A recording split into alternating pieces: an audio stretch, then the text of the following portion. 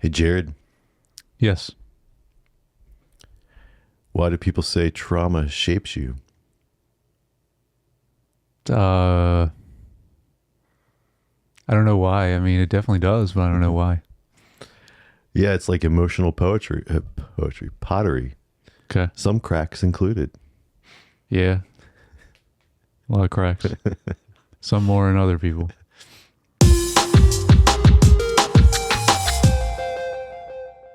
Hey, welcome back to Screen Time Film, a podcast where we discuss a director's filmography in chronological order, oldest to newest.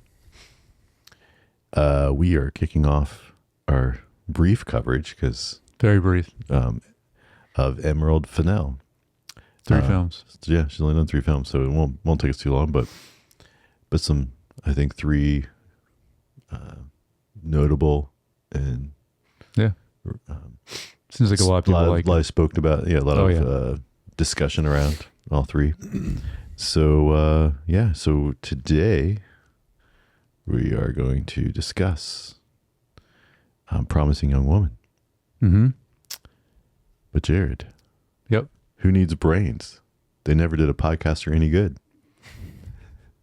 Right. So my name's Josh, and this is my co-host Jared. Josh, you should have saved all that for my birthday card. Right. That's good. All right, so this film, Promising Young Woman, came out in 2020. Rated R, hour and 53 minutes. I don't remember this coming out in 2020. Me neither.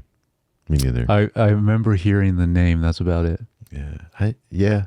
The name of the movie. This film definitely now Saltburn, which is Yeah, the was next one. It got definitely way bigger. got a lot more huge. buzz around it, and definitely remember discussions more about that. But yeah, but I do remember, like you said, the name of the movie being thrown around a little bit. But all right, so our synopsis: an unexpected encounter gives a wickedly smart woman a chance to right the wrongs from the past.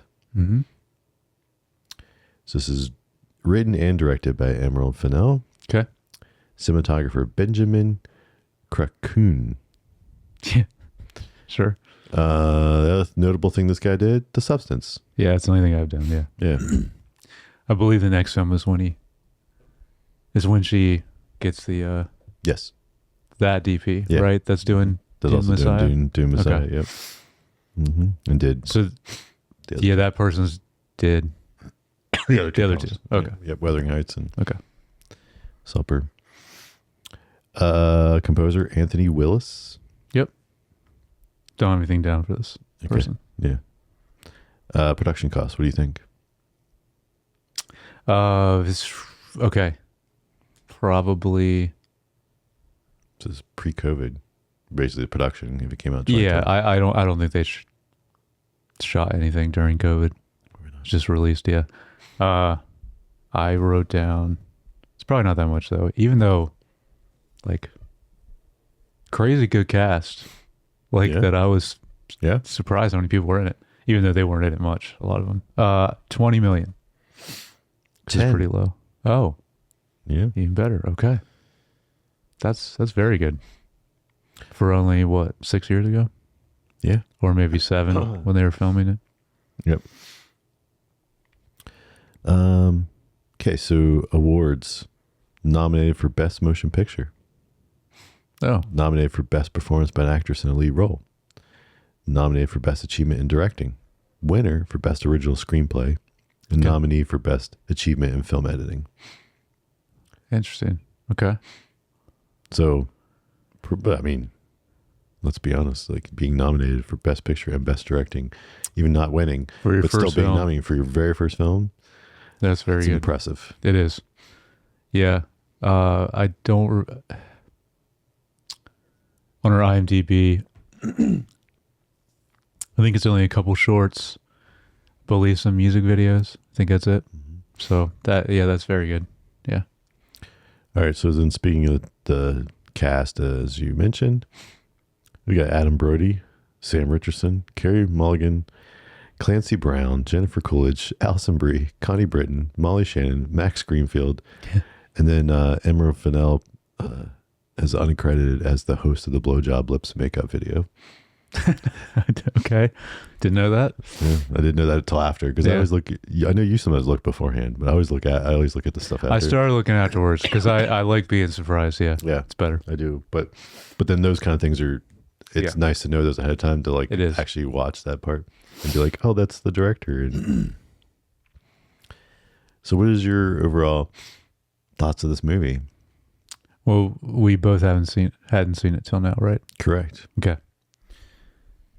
I will start off with, I think if you watch this as a woman, it's going to resonate very different with you than if you than like us watching it. So I can't really view it from that perspective. The positives, the really great cast, and the performances, especially with Carey Mulligan, right? Mm-hmm. Yeah, was really great. Which makes sense why she got nominated. Were all great. I thought the film was pretty predictable, and I thought the ending was a little uninspiring, maybe is the best word to use. Mm. And then I don't know. I was trying to think about it after watching it. I think this would be better. Like, it seemed like too heavy-handed at times, so I think it'd be better if it was like a little more subtle and stylized. Even though it is stylized, I guess it's sometimes. Mm-hmm. But I think the message that she's clearly trying to, and especially when this movie came out, which was kind of around the height of that, I think it would have been better if just she approached it. I don't know. I the best way I can describe it is more subtle and stylized. Because I don't think this film is the best way to represent or present what is like the deeper meaning that it's supposed to represent, obviously, especially around this time. So that was the main thing. I was just like, I don't know about it. But the rest of it I liked. But yeah, so I'm kind of mixed on it. Yeah. What do you think? I think overall I enjoyed it. Okay. I think, or I should say, I know. I think, I see your points of. It is heavy-handed for sure. Like, it's not subtle at all with the subject matter. Yeah. I do agree. I didn't care for the ending. Mm-hmm. I feel like that was. And we can talk about it more when we get there, but yeah, I think that almost took a little bit out of like what she was trying to say. The film. I agree. I feel like it kind of crossed that line into a little. I mean, the whole movie obviously tears a little bit on like, it's extreme, right? Mm-hmm. But I think that crossed over into that, like, to really, because which you are working with the whole time, teetering on is this woman crazy or not, right? Yeah. And I think it toes that line enough that like you're like, most of the time you're like, and then but then that the ending sequence of like where she took it too far is where it's like, oh, okay, maybe she is crazy. Mm-hmm. And then if she's crazy, then it loses some of the impact of what she was doing before. Yes. And I think that's where I didn't care for the ending as much. Yeah, and that's a good point, because you're constantly thinking about that throughout the whole film, but then getting so many different other people's perspectives, like that interact with her, mm-hmm. also makes you question that, because they all think of her obviously in different ways, depending on who it is. So I think it's a good point. That is kind of a main thing that you think about the whole time you're watching it. And I agree, the ending is not. That doesn't help that cause, because ultimately, to prove your point that you're trying to say, which I mean, I don't disagree with. I think there's definitely a bias towards men in that area in the past. Oh yeah. And so, I think it's a strong thesis statement of like up for a movie, but then you want that to land. You don't want to. I don't know. You don't want to shortchange it then I think the ending does that. But yeah, and I think releasing in 2020, not now. I mean, I guess still some, but like I think probably whatever she was writing this and filming it was kind of like the height of this kind of subject matter, like all over the internet and in a lot of different news stories around that time. 2018, 2019, probably. Yeah, because I believe that like all started in 2017, which obviously we'll talk about when we get into themes, because clearly like a huge theme of the movie. mm-hmm. But yeah, so I agree with you that I definitely enjoyed it way more going through it, and then in the end I was like, oh, but I don't know. That's why I think if they made it a little more subtle and stylized it even more than they already did, because it's a little bit stylized at different points, I think it would have came across better, and obviously changed the ending too to something else. But yeah, I don't know. Yeah, I don't know. It didn't. That's why I was like, the subtleness, like to me, like I mean, obviously, film, it didn't bother me that it was like not as like subtle, because I think it still towed that line of like there was never a point where I was like, oh, she's definitely crazy. It was always like, and so I think that's the important part in the true. But until the end, it was kind of like, oh, yeah. But that's why I was like, and now obviously, a woman wrote this film and directed it, but that's what I was saying. Like, even I would like to know any woman watching this movie how they felt about it compared to a man watching it. You know what I mean? Mm-hmm. Like I'd be curious. I'll have to ask to see. I don't know who all has seen this movie, but I'd like to know that perspective and see how different it is. Yeah. All right. Well, let's get into stuff you like. So we open with her kind of baiting these guys, and I think what I liked about this was like the way it's set up is like you're not sure if she's killing these guys or not, mm-hmm. and they really let that kind of play out for a little while, where you're like, is she like offing these guys? Like what is happening? Yeah. Which again leads like what my point earlier, where you aren't sure, is she crazy murderer person, right? Or is she just smart and just kind of proving a point, right? Yeah. And of course eventually you find out, yes, she's just like, yeah. But it's good, to your point. You go back and forth with that a lot throughout the whole film. Yeah. Yeah. But yeah, so I thought that was like the first, I don't know what you want to call that, the first act or whatever. Well, speaking of that, I wanted to ask you, because I didn't really understand the numbers. It's supposed to be, I guess, the different chapters of chapters, yeah, but it's like there's 4, right? 5? Okay, yeah, there's 5. That's right. The 5th one is like the wedding. Yeah, that's right. So it's not acts. It's like, yeah, no, it is. It's just 5 acts instead of 3. Okay, all right. I didn't really understand like what they were separating with that.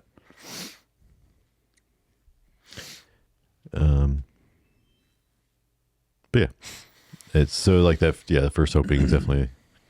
Then we start to get to learn a little bit more about her, and she was, dropped out of med school, those kind of things, like that she,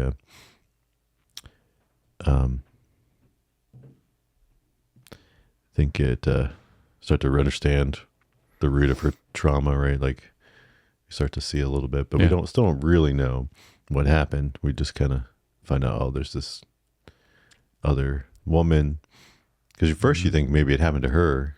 At least I did. Like I was like, oh, did she experience a trauma? And it's like, well, no, it was her friend. And then you kind of learn it was her friend that really had the only thing I was confused by, which I guess maybe we can get into later, because I mean, they talk pretty early on, but then they talk later as well, is Allison Brie's role, because later, because I know she was talking to her, but later when she's like, "I don't ever want to hear from you again." Mm-hmm. Why'd she say that? Did you know? I don't know. We can get there. I was just like, that's the question I just thought about, because I didn't write that down, but that was the only thing I was confused Well, about. I mean, I think, at least the way I understood it, she was another person that was in their close friend group with her and I figured that, Nina's. Yeah, because Nicholas is Nina. Like, they were all in like a close friend group in med school or whatever. Okay. I assume. Okay. It's kind of seemed like, and then I guess they were all, I mean, the way it sounded like they were all partying and getting, Oh, okay. So they were all at this party different with times. the video. Okay. Well, at different times. I mean, it sounded like it was like a regular occurrence that they were all out partying, whatever, and not, waking up. Speaking of that, you didn't mention Bo Burnham, which is in the cast, which is so funny because I don't think I've ever seen him act. I don't know who that is. Really? Okay. Yeah. But he was like really great in this. So he's the one that starts dating her. Oh, that's the pediatrician. Yeah, I didn't know. Like, he wasn't somebody that I. Yeah, he's. I mean, he does a lot in like comedy and music.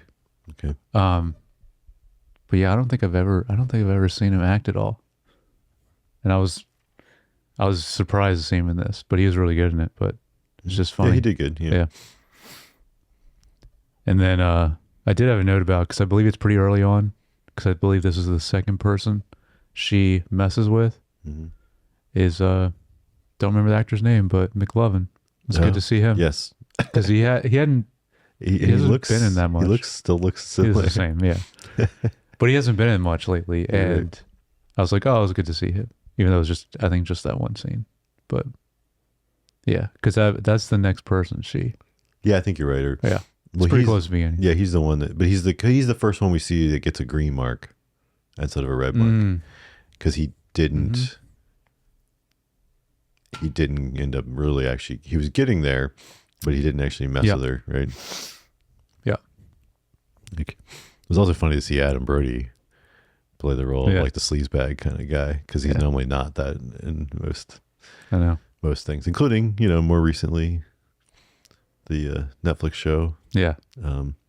That's the thing he's big in right now. Yeah. What's that called? I don't know. I don't remember. I Don't Want This or something like that. It's something like that. Yeah.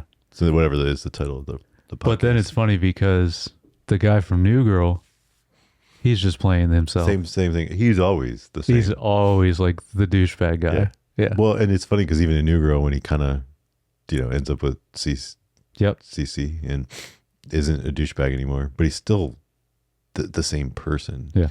He's one of those actors that he gets typecast as that. Well, but because I don't know that he can do something else. Yeah.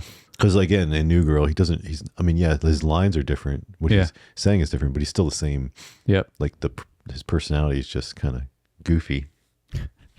And anyway, what's this? Yeah, I put him on here. It's Max Greenfield. Yes, that's right. Yeah.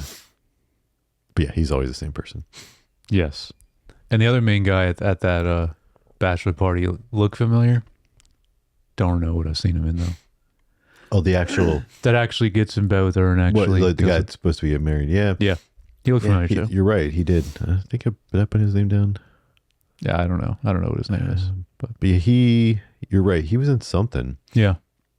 Else. He might have even been on New Girl at some point. I don't think that's what I was.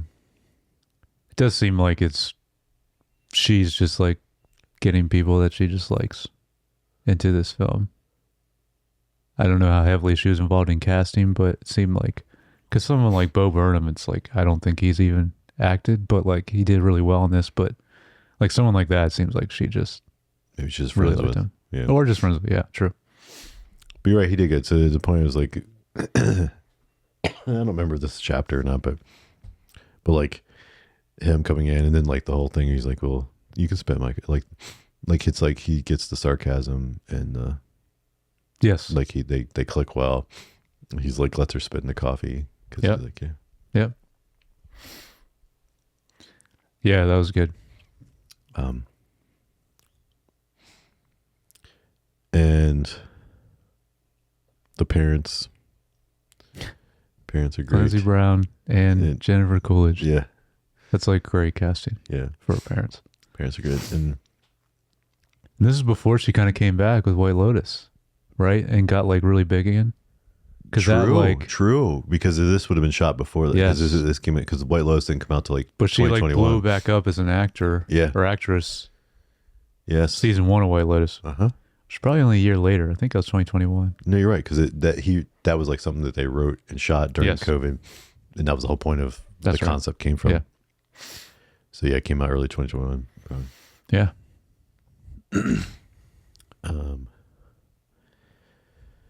Yeah, so their interaction is great. Really great to see her kind of start opening up in a real relationship, and like to see the walls come down a little bit that she'd been putting up for forever. Yeah. And the interaction's good. This setup where speaking of Alison Brie's character, like the setup with like her, and we see her do this twice. So that, and then the Dean, Connie Britton. Oh, that's right. She does these setups where like, and it sounds like it makes it way worse. And then she's like, no, I wouldn't really do that. She's just at a cafe, or no, he didn't. He just watched you, made sure you got into bed safe, and didn't really do anything to. So, which again, those lean towards the like, I'm proving a point. It might be a little extreme, but I'm not crazy. Yeah. Right. Like, because those are like, hey, because the crazy person would have been like, I really dropped your daughter off in this frat house that's 17, or no, I really let that guy have his way with you and taped it or whatever. So I have proof, and you can blackmail you if you want. That's like where you're like, so. Yeah. When we get to the end, maybe you understand it more than I do. Speaking of the thing that was filmed. Like who was filming it and who all was there. I don't know. We can get into that at the end. I think we can get to that because basically, I like her and whoever the guy's name was. Seems like what you're saying, like they were all there. I don't know. So Alison Brie's character comes back and says, I remembered something in an old phone. I have a video. Right. And then we never see the video. We only hear the audio. Yep. You hear the boyfriend's voice in there. Yes. But it's like almost like the video on the phone is of people watching a video. I don't know. That's why I wasn't sure. It's not clear. Yeah. It's not clear what's happening. I'm sure that was intentional. Yes. So it's not clear what's happening on that. It's not really clear. Yeah.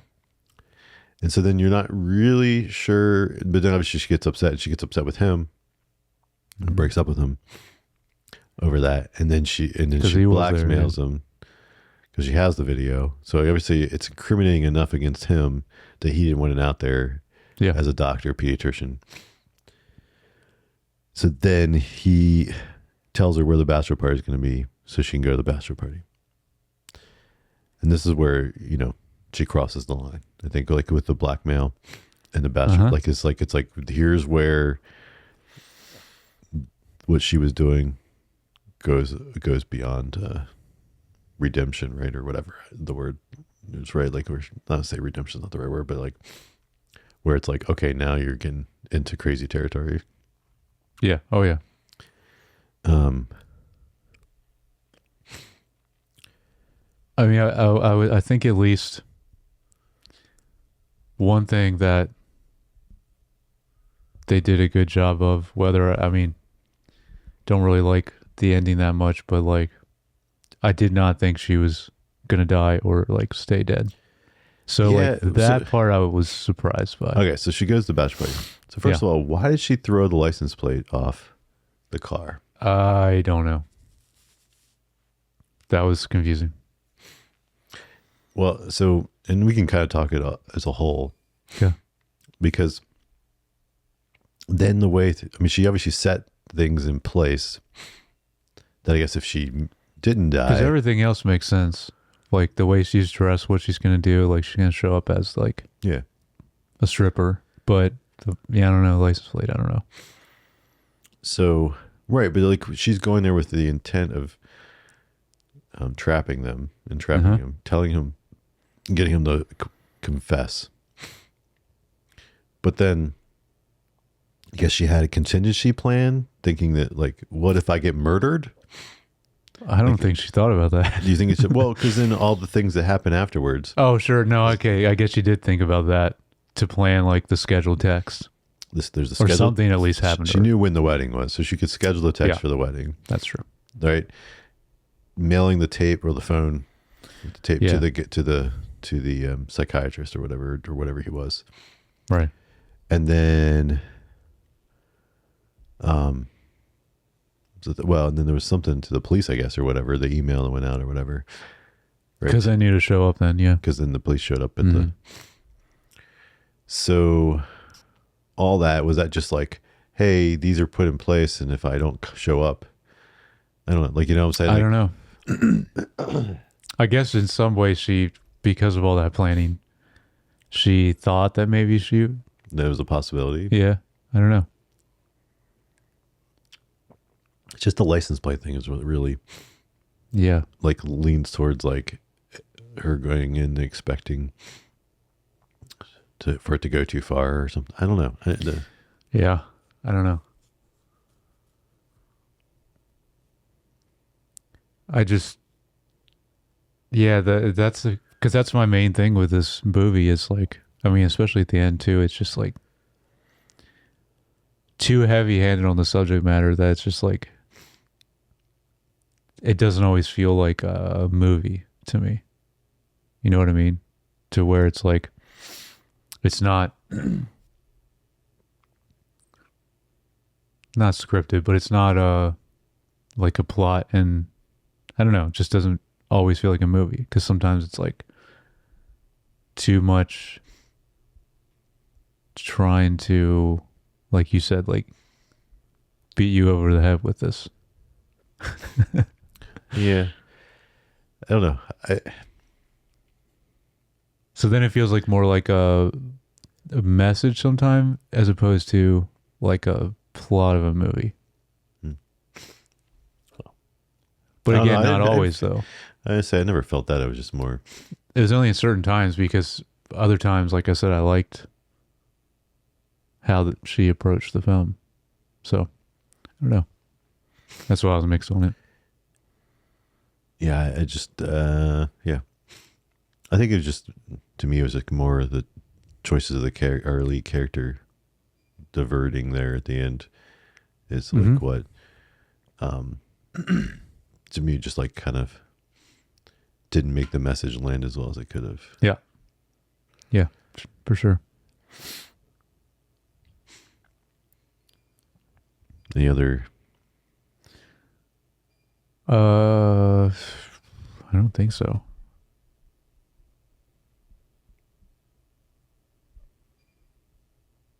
That was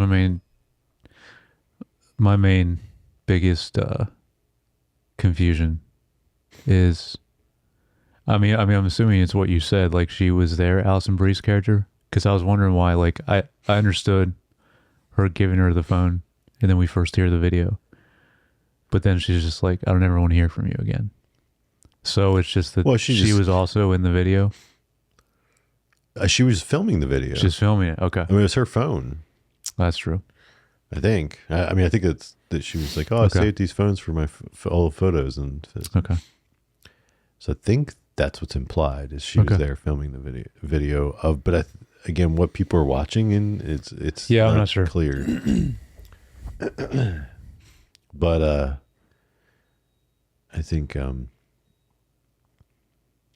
But I think that was intentional. But I think the reason is not to talk right in the movie. Yeah. But for her to like don't ever talk, I think it's because because what she did to her at the restaurant. Like she's like, okay, she's like, this is you, but I don't keep me out of it. I don't want to hear from you. Okay. It's kind of like, and then like, that was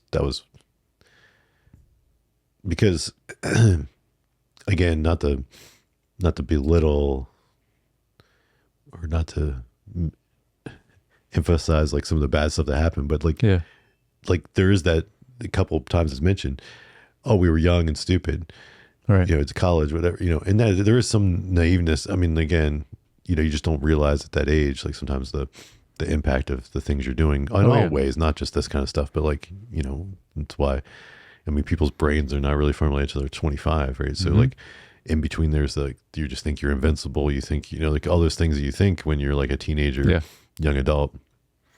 And so there is some legitimacy to that, that makes it very different doing something like that when you're 30. Yes. Like our lead did to Alison Brie's character and be like, that's just straight up like evil. Oh yeah, because they make a point to say she just turned 30. Yeah, that was her birthday. Yeah. So that's a good point. So like, I think it's a different level of. Oh, it is. You know. So I think that's a little bit like, oh, you're crazy, evil. Like there's some like evilness in you, even though it's revenge. It's still like you're taking these things too far. Yeah. I don't want to talk to you anymore. We're not friends, kind of thing. Yeah, it makes sense. All right, you got anything else you want to talk about cinematography? No, that's it. All right, cinematography. Yep. Liked all the kind of neon aesthetic. Pastel neon aesthetic looked really good for this film. I have I believe it's mostly at the end when she's heading to the bachelor party and when she first gets to the bachelor party. Mm-hmm. But I love, there was like a lot of cool slow-mo close-up shots in that section that I thought were really cool. Plus the needle drop there of Toxic by Britney Spears, but like orchestral version was so sick. I forgot to put that in score notes too, but I just remembered that. Yeah. Was like awesome. The way that's done. Yep. You're right. Yeah, that was good. That's right when she gets out of the car. It starts and like the license plate and all that. Yeah. Yeah. I like the lighting tone shift. Like definitely as things progress, it got more ominous. Oh, I didn't notice that. The lighting shifted as the film went? Yeah, cool. Just the general. It was like a little bit more light. And then as she got darker and darker. Okay. Yeah, I didn't know that.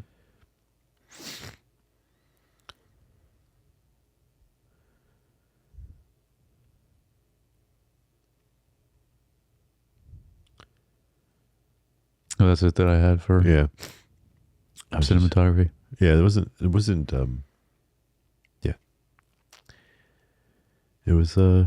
mean, again, all shot well, just nothing. The thing is that there is so much more creative and even homage shots in the substance that this cinematographer does. Yes.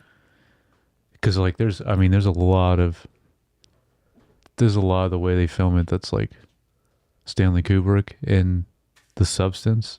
Like very much so. Yep. I didn't see that in this. So it's interesting. Well, it was also, I can't remember if this was the first feature, because it was just, this also, cinematographer had some music videos and stuff, and I wonder if there were some of the same ones that he worked with. Maybe. The director. But, but it's also, like, if it's your first feature, you don't want to get too crazy. You're not taking risks. Yeah, right? That's true. You don't want to get too stylized with it. Yeah, you're... But they go there some, though. Like I said, the end, it was really... Yeah. It was sick. Yeah. All right. What about the score? Any other notes besides the Britney Spears thing? Do you have any? No, I had nothing. I mean, I noticed there was other needle drops at times, which are not necessarily a score. Other good needle drops too. That was the best needle drop. There were some other good needle drops too. The score, not always, but a lot of the time, what I liked about it was it was a lot of strings but like they made it sound like a horror score at times. Okay. A lot of times with the strings, the way the phrases were with the strings. So I thought that was cool. It was a good approach to it. So it felt like kind of retro in that way, but then it's mixed with like electronic drums, which is an awesome combination. I always like that combination. So okay, I thought that was good. There wasn't a ton of it though.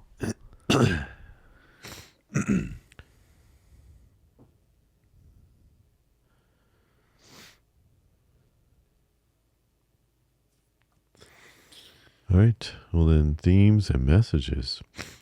Yeah.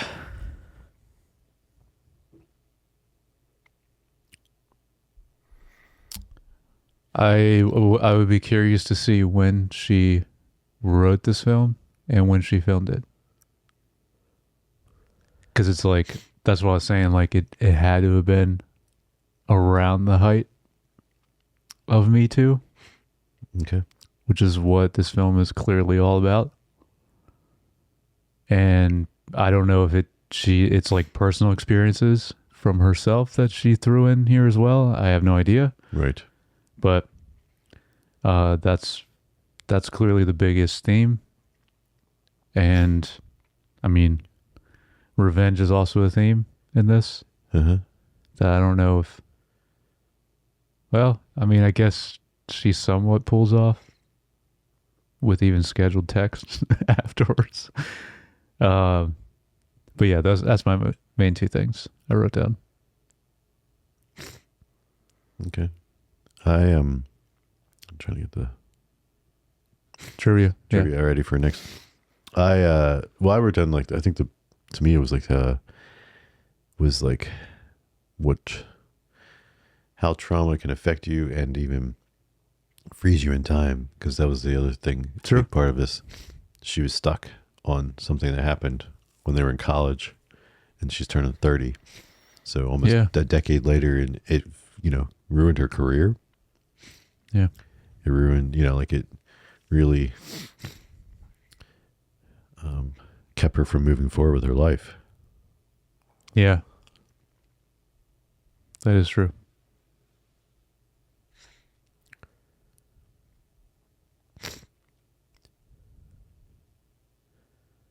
All right.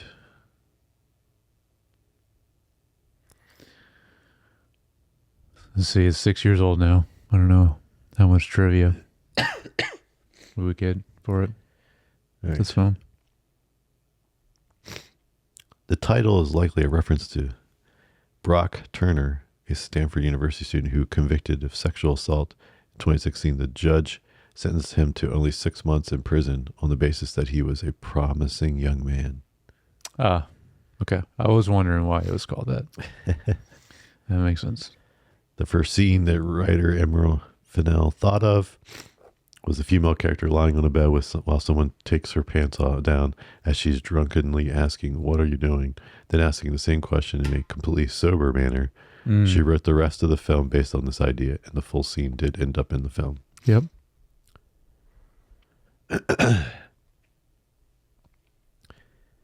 So Emerald Fennell stated in an interview that she had asked her father-in-law, who is a retired police officer, how long would it take to smother someone. He told her 2.5 minutes. So Emerald and Carey Mulligan shot the final smothering scene, which lasted 2.5 minutes. Yeah, it was pretty long. Yeah, it was. You're like, man, she's still struggling. Yeah, and I was like, maybe she's not going to die. You're right. But then because it's normally shorter than that in films, but I mean, that makes way more sense. How long it would take realistically. Yeah.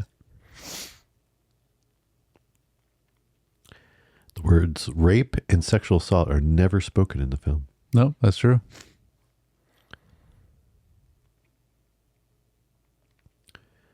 Upon receiving the lead role, Carey Mulligan was sent a playlist by director Emerald Fennell that would set the mood for the film, including Toxic by Britney Spears. Nice.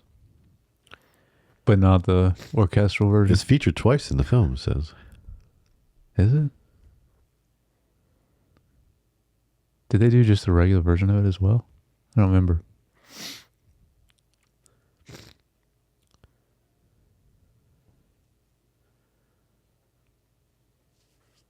I mean, it's just it's definitely one of the best Britney Spears songs, but it's such an incredible like melody and like, because a lot of people just think of it as a pop song, but like the structure of the song with like the melody, like everything about it is like very original still to this day. That's why it holds up so well. According to Emerald Fennell, the film was supposed to tragically end with Cassie's death, but she later decided to add the scene where Al Monroe gets his comeuppance. Oh, okay. So just kind of ending at and not doing the wedding stuff, I guess. Right.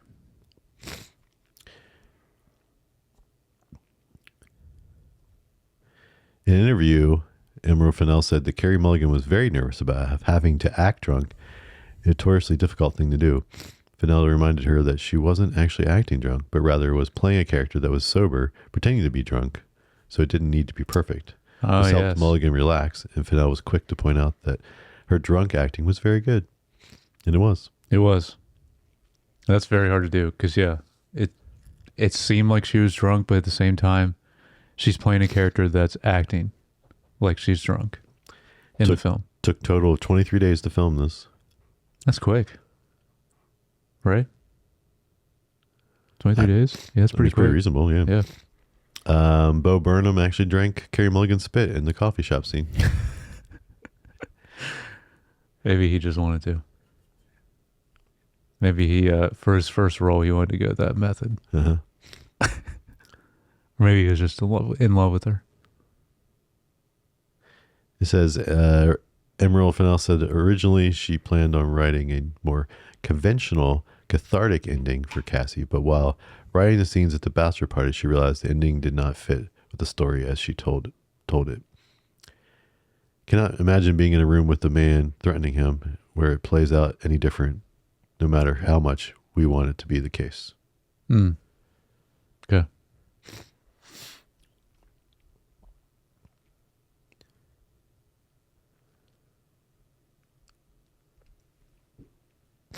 That's about it.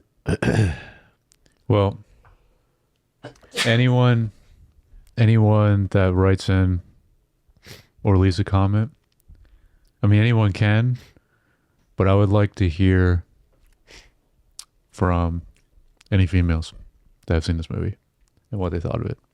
Yeah. Be curious, see what they think of it. Man, not good. not looking good for me. No, and it's not. I apologize. It's all right. For the sniffles and or just kind of woke up today and didn't realize I was getting this sick. Yeah. Okay, so final thoughts. I mean, I think it's still worth seeing for sure. I don't know. I liked it, but also there were certain things I didn't like as much. So kind of mixed, but it's definitely worth watching. It's a good runtime too. Didn't feel too long. Yeah, the pacing was good. Very good, yeah. That was one thing I got nominated for, right? Yeah. I think I liked it more than you did. Yeah, you did. Like I said, I think it was pretty good. You also watch more, I feel like, shows that are kind of like this movie. Okay, maybe. You know what I mean? I don't know. Not exactly like this movie, but somewhat. Yeah. I think all in all, I enjoyed this movie, just not the ending. Yeah, that's the weakest part. Yeah. All right. Well, like I said, please let us know what your thoughts are. You can do that by emailing us at feedback@screentimepod.com or, leave a comment or DM. And next week we will talk about Saltburn. Yeah.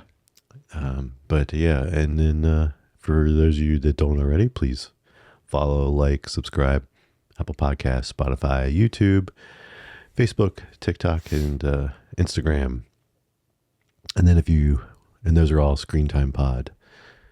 And then if you want to follow each of us on Instagram, I'm at Jay Youngbar. And I'm at Jared Youngbar. All right. We will talk to you guys next time.